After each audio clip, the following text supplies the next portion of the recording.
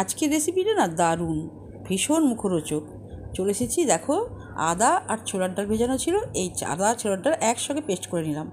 আর কড়াই আমি তেল চাপিয়ে দিয়েছি, পেস্ট হয়ে গেছে। এটা একটু শুকনো শুকনো করে ভেজে নিতে হবে। শুকনো শুকনো করে ভেজে নিলে ভীষণই খেতে ভালো লাগে, বেশ ঝুড়ো ঝুড়ো হবে। আর এটা যদি এইভাবে করলে পরে না ভীষণ ভালো লাগে, যতক্ষণ কাঁচা গন্ধ হবে ততক্ষণ আমি নাড়তে থাকবো। আর তো এই জিনিসটা না দিলে তো স্বাদ মোটেও হবে না, ভালো লাগবে না। নুন দিলাম, আর এরপর দিলাম শুকনো লঙ্কাকে একটু আগে আমি ভেজে রেখেছিলাম, একটু ভালো করে গুঁড়ো করে দিয়ে দিলাম। আর একটা গুঁড়ো মশলা আমার বাড়িতে করা আছে, দেখো এই গুঁড়ো মশলাটা দিলাম, ভীষণ টেস্ট লাগে আর স্বাদ গন্ধ ভরপুর হয়ে থাকে। ময়দা তো আমার মাখা হয়ে গেছে, হ্যাঁ, যেভাবে মাকে স্বাভাবিকভাবেই মেখেছি। ময়দা আর আটা একসঙ্গে মিশিয়ে নিয়ে আর একটু ওর সঙ্গে কিন্তু জোয়ান দিয়েছি, খুব ভালো লাগবে খেতে। আর এই যে পুরটা হয়ে গেছে, দেখো ঝুড়ো ঝুড়ো হয়েছে। এই যে এইভাবে আমি ঝুড়ো ঝুড়ো করে টিফিনের জন্য এই রেসিপিটা দারুণ। টিফিনটা মাঝে মাঝে বদলাতে হবে, তবেই তো আমাদের মনটাও ঠিক থাকবে, তাই না? খুব ভালো করে দিলাম, পুর দিয়ে চেপে দিলাম, এরম চ্যাপটা চ্যাপটা করে ফেললাম। বেলার সময় কিন্তু অসুবিধা হবে না। দেখো বন্ধুরা, এইভাবে মশলা দিয়ে করলে খুব টেস্টি হয়। এই যে গুঁড়ো মশলা দিলাম না, এই গন্ধটাতে ভীষণ ভালো লাগবে, আর অন্য কিছু দিতে লাগলো না।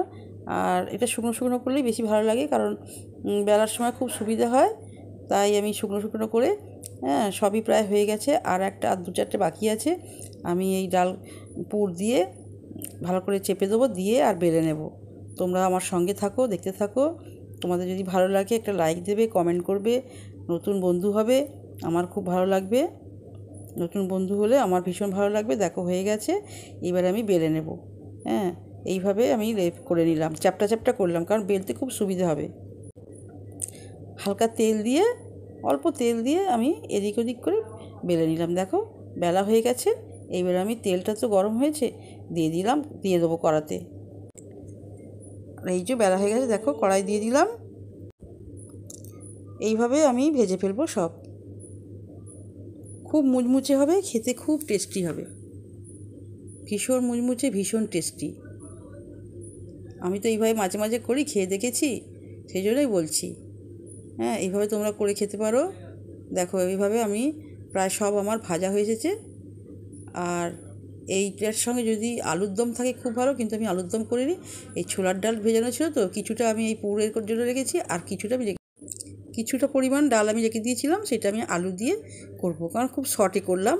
আমার আলাদা করে আর কিছু করতে হলো না। ডাল দিয়ে কিন্তু এই ডালপুরি খেতে কিন্তু খুব ভালো লাগে। আমি দোকানে দেখেছি ডালপুরি আর ডাল সাথে ডালপুরি দেওয়া হয়, তাই আমার খুব ইচ্ছা হলো ডালপুরি ডালের সাথেই খাওয়া হবে, ওর সাথে একটু আলু দিয়ে আমি করা হয়ে গেছে, তোমাদের দেখাচ্ছি। দেখো ডালপুরির সাথে ছোলার ডালই করেছি, ওর সাথে একটু আলু দিয়েছি, খুব টেস্টি লাগবে। এই দেখো হয়ে গেছে। দেখো সার্ভ করার জন্য আমি রেডি করে ফেলেছি। তোমরা খুব খুব ভালো থেকো।